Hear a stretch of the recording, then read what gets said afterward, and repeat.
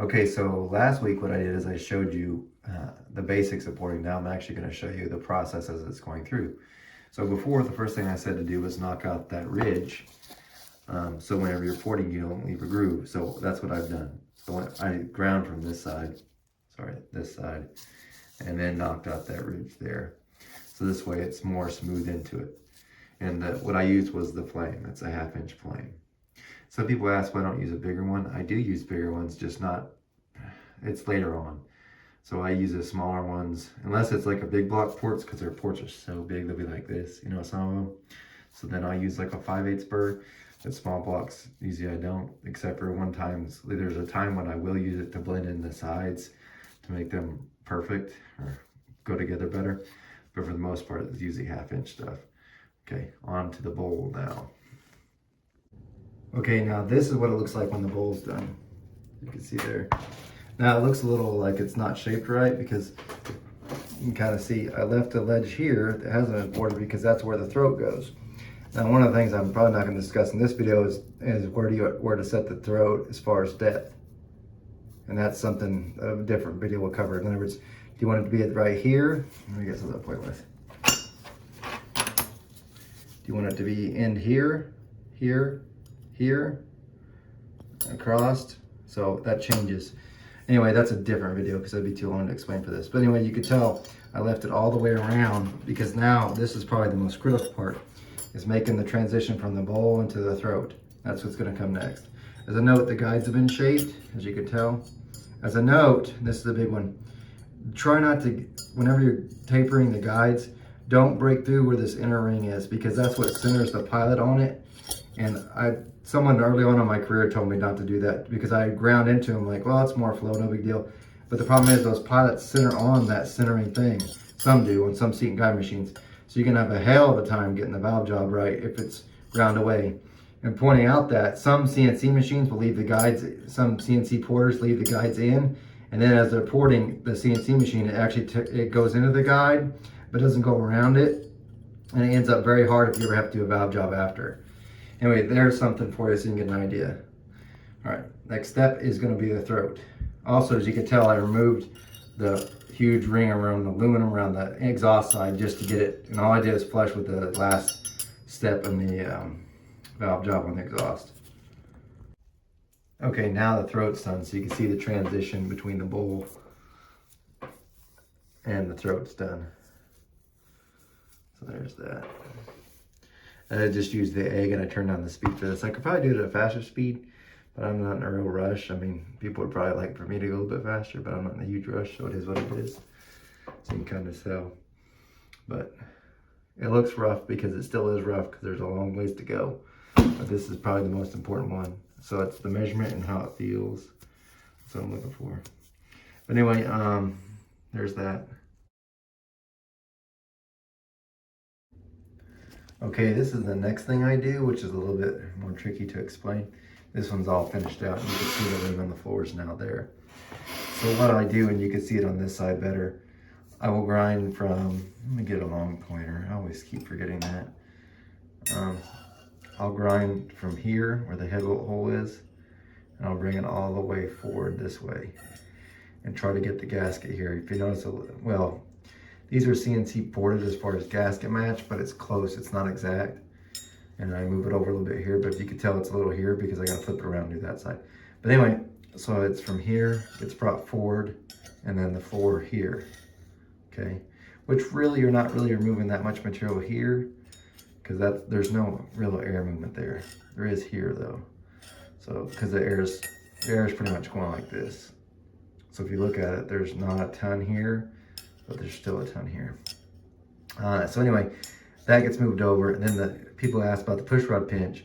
I moved this wall over while measuring from the stock one. So say the stock, I grind this wall measuring here, and this way I have an exact measurement. And then when I go grinding this wall, I know how much I take off. Now, being that this is my bigger version, you could tell I did that first, and then I grind on this wall to know how much I want to bring flat. And then I flip it over. When I flip the head over, I end up taking this whole side, do the short side, grind the wing in it, which I'll show them from a different view. And then, once it's back over here, I finish out the push rod pinch to the size. Now it looks really rough, and this is, because this is not gonna look glamorous. I'm trying to get the shapes right, which they look pretty good. If you notice, from here, down, up and around, roll, that's pretty good. As you can tell, this part's okay. This part's not, because this part isn't finished out. So you can tell it looks kind of jagged. And the same with this. This looks okay, except for here. So what'll end up happening from this one is I'll flip it over, and this short side will end up having that little wing in the floor. And you can tell as you roll it, it's kind of gone. So I'm gonna knock out some of the short side height, definitely bring it wider. So I'm gonna push that over, push it down, it leaves a little spike, push over, push down, and I'll leave a spike. And then also on the short side itself, I'll make a turn with it. So I'm laying back the top or the apex with it, and that part's done. This is kind of confusing to show, at least from this part. Yeah, and by the way, it's harder to hand port a small block Chevy head than it is an LS head. I'll straight up tell you. Matter of fact, LS heads are probably one of the easier ones to port. You're like, whatever, LS this and LS that. You have to have the mind to be able to do a mirror image when you do a small block Chevy port. Because everything you do on this port, in your mind, you have to flip it in reverse to do on that port right next to it. LS is, that one's the same, that one's the same, that one's the same, that one's the same. So you can do the exact same thing. It's far easier to port an LS head than it is a small block Chevy, because you got to do the mirror. Big block Chevys are kind of that way too, because you've got one that's different, completely different than the other. Ford's easy, same. So anyway, if you could port a small block Chevy, the LS heads become pretty easy. And you only just gotta do the same thing once. I will say though, if you're left-handed, you're probably better at it, because if I look at it, this is probably beyond stupid stuff you want to ever hear. I flip the head over to show you. It's easier for me to go this way because I'm right-handed to port that side than it is for me to go this way because I'm left-handed. So you see how hard it is whenever you go to this port? Because now I'm good on this side. Well, if it's LS head, that'd be the same on each one. It'd be like that. Nope. Now I gotta train my brain to go, okay, do whatever you did here, reverse it and do it on this side. So it's tougher. But I will say, probably if you looked at this, if you're left-handed, you're really good at probably this port. If you're right-handed, you're probably better at this port. But with practice and doing enough of them, you end up where you can flip it around. It's just more difficult. Your brain has to think in a different way. Anyway, there's that. Okay, I told you that I flip it over to do the short side, and this is what I am. This kind of gives you an idea. I outline what I'm going to do for the vane. However, that's a rough outline. Usually when I go grinding, I'll start taking stuff. Now, one question gets asked quite a bit, or hasn't been asked, or I haven't brought it up, was how do you keep the ports consistent? Well, here's a couple ways, and I haven't mentioned it at all yet. But, one is I'll use these for the bowl and the throat, so each one remains the same. And then when I'm doing this one, I've got a different one. It's a snap gauge that I'll feed in here, and there's certain points. That one's for sure not going to fit because it's not ported. But there's points in here that I'll try to grab if I can get it through this side. So you just there we go. There's points like that I'll just go across to measure. Like one of them being at the head bolt hole. Then there's another one that I use that's further this way.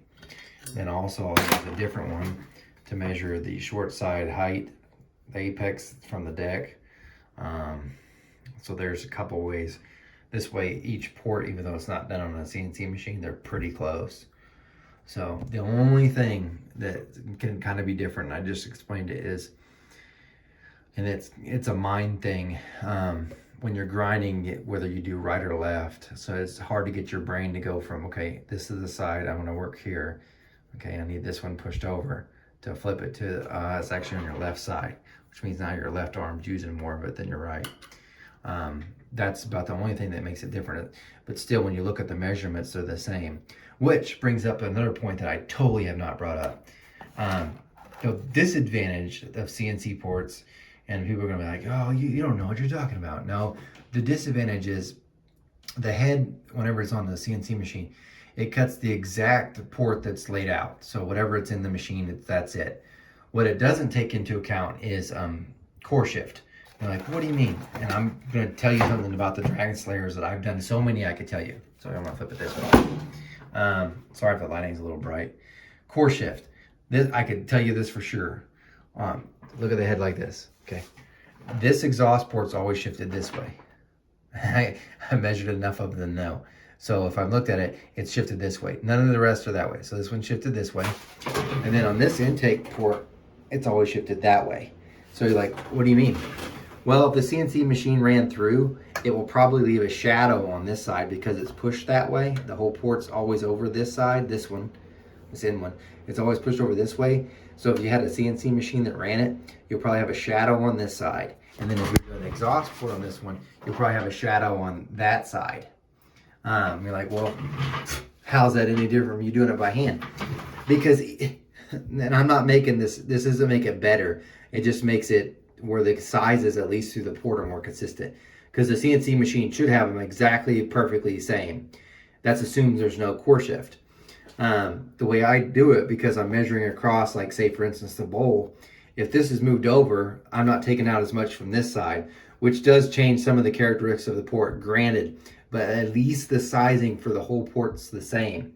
If you did it with the CNC machine and there's core shift, what will happen was it should be the same, but what ends up, you have that port pushed over here and here. So then it's like bigger than what you originally intended. At least mine, at least the sizing is the same. Now it might be shifted over slightly from different things. But I've had enough of this to tell you, but even with this core shift, this one flows. So this one's, its mirror port is that one. This one doesn't have core shift. This one always does, even though they're the same port, they're mirrored. This one usually flows within 2 CFM of that one when I'm done. So you would think it makes a bigger difference. And I thought when I first started doing it, it would. It doesn't. Not as far as flow bench numbers, it doesn't. So anyway, I thought I'd bring that up. There was something else I was going to mention too. I'm trying to think off the top of my head. I use these free wheel stuff. Oh, here's something else to help you out. Whenever you're grinding, it helps to, here's what I do that helps me. And I'm not saying it will help you. I use electric grinders so they don't make as much noise. So what I do is I pop in my earbuds and I actually listen to books on tape or podcasts. A lot of books though. For instance, I love Stephen King and he just had his new book came out, Billy Summers, and I just finished that. But the reason why I'm bringing it up is because when you're, by the way, I'd love to meet Stephen King because there's twice now he's mentioned something about Oklahoma in his books. This last one had some reference to Muskogee. Anyway, why do I do that? Because it's like, it gets my mind off of it. You'd think I need to be totally focused, but my brain's like bam, bam, bam, bam, bam. So you have one thing that's focused on this and the other one can absolutely focus on this. So part of me is halfway listening. It's like when your wife talks, you actually focus more on the phone. Don't tell her I said that. Anyway, same thing. So I got a story going so I could focus on the port. This may not work for you, and I guess it's the personality of the person, but it sure makes a difference. And I have listened to a ton of books now, so you'd be surprised at how much knowledge I have in books that will never be helpful or useful in any other purpose. But it does kind of help me when I'm porting because my mind stays focused on this, even though I've got another thing going. So anyway, there's that. I'm going to grind the apex down, and I'll show you the next one will be the short side. Okay, now at this point, I'm going to do the short side. So this is how I hold it. I've got a piece of rubber that goes underneath here. It holds that. The head itself sits on one of the grooves that are on the C-clamp, and that prevents it from coming down. If you take out the rubber, it'll slide on you, and you can really mess things up. Anyway, I'll start grinding the short side here, and I'll show you here in a second when it finishes that, because it's sort of close, but not quite.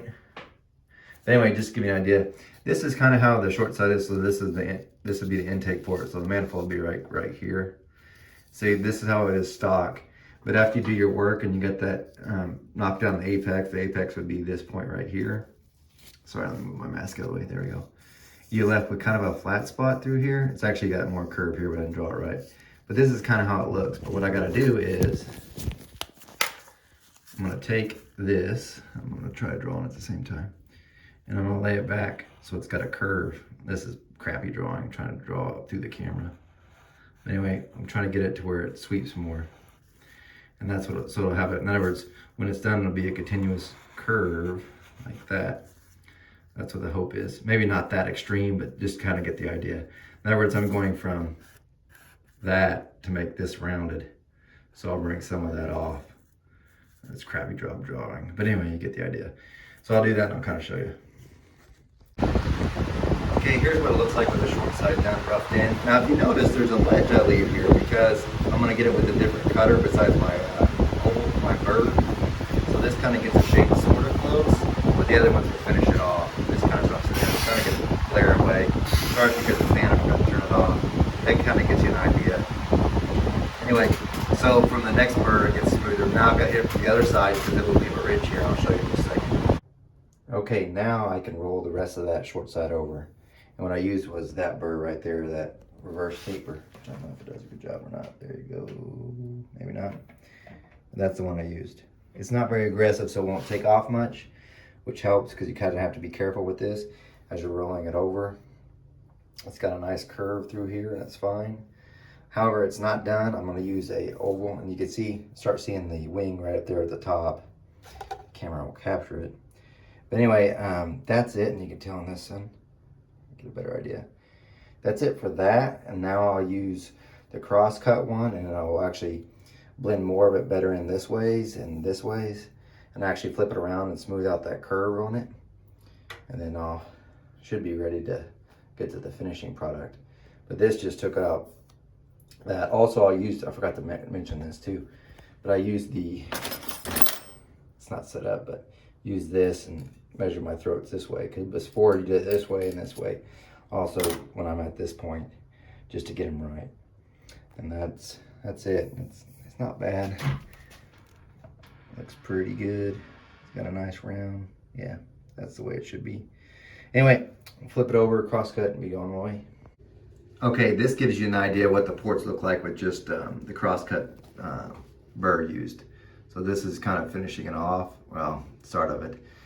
You could, for those that like the burr finish, you can leave it this texture, which is, it's rough, but not as rough as like when I just use aluminum burr, but I won't leave it this way. I could do a whole video on that, but this is like halfway done. So the next thing that I'll do is this pink stone. Let me show you this one.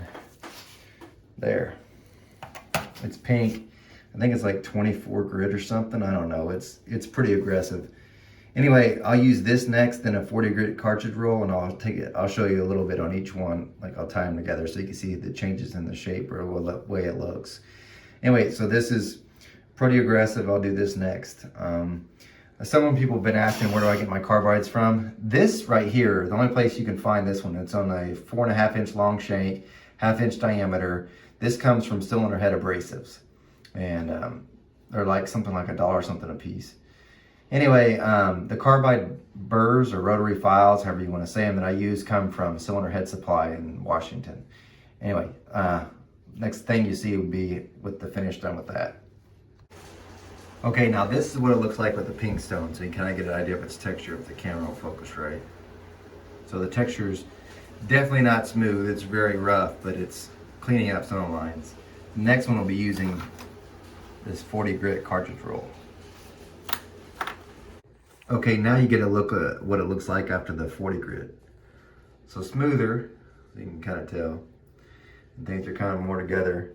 But I do want to show you this. So I am going to move the head. I'm not a video photographer, so whatever. I want to show you this. Okay, so yes, let me get my pointer. Although the camera seems to focus on the things I don't want it to focus on. Let's see here. As you can tell, I use a 5-angle valve job. So I've got the top cut, and there's a seat right there, bottom, and there's another one here. But as you can tell, I blended all the way to the last undercut. I think I just called it top cut, but undercut. So even though there were 2 underneath here, those are rounded till it gets to this last undercut. And I haven't done the chamber so much except for that, but that doesn't really count. So this isn't finished. I'm gonna do a flapper wheel with 60 grit now, and then I'll do one more thing, then it's done. Okay, this is the last thing that's done. So I've already used the flapper wheel, which I'll show you real quick. It looks like that. And it's just 60 grit. Then I use this, it's a grenade. It's not a real grenade, I think that's what they call it or something. But it's man, this camera's not focusing today, there you go. It's made for cast iron, but it didn't work very good for me for cast iron. And no, I don't put cast iron heads anymore. Anyway, I use it just to put this burr on it, turn the speed way down. And then I put that burr right there by the seat ring. And you might be asking yourself, why did you do that? Well, this has to do with wet flow. So the reason why I don't burr ports, at least on the intake ports, is because it could fall out of suspension just as easy. The highest pressure spot should be right here at the seat ring where the throat is. So having these burr marks here should hopefully re-atomize the fuel right before it enters the chamber. It's easy to do, takes hardly any time, and I think it's worth something. And I put it on almost everything that I do. The rest of the port's just like that, but this is where it should break up the fuel if it's not as well atomized and get it going. I'll probably do a whole nother video on that sometime in years from now, but anyway, that's kind of it. And that's the intake ports finished. Now, before I let you go, I'm going to talk about a few things. That wing that you saw, of course the air conditioner kicks off. That wing that you saw me put on the floor, it won't work on some heads. So some heads clearly will not fit in. In other words, you try putting that in, you'll grind a hole into the bottom of the short side and hit water. This head has enough material, so I'm able to put that in. There are a lot of heads that are unable to do that. Next thing, this is just how I port. It may not be how other people port. There's 1,000 different ways to do it. I'm just showing you what I did. Is this the only way? No. There's a lot of different ways. Matter of fact, you could take probably 2 different sculptors, have them sculpt 2 different images, and they could be the same image, but done entirely different ways. So I could say it's something like that. Next thing, on Friday's video that's coming up, I think what I'll do is I'll just take your questions and I'll try to answer them in a video. So if you have questions that you really would like to see answered, put them in the comments, and then I'll just answer as many as I can. So it doesn't have to be about cylinder heads, it can be about anything else you want, and I'll try to answer them. Now, if they're stupid questions, I'll give you stupid answers. Anyway, you guys, thanks for watching. I think next Sundays, I'll be doing the exhaust ports, because I'm going to do them now, but I think I'll do a whole video on that. I'll promise you it's not nearly as cool as watching the intake ports get finished, because the way I do it's pretty quick, and it seems like it always works, and it's always consistent. Anyway, thanks for watching.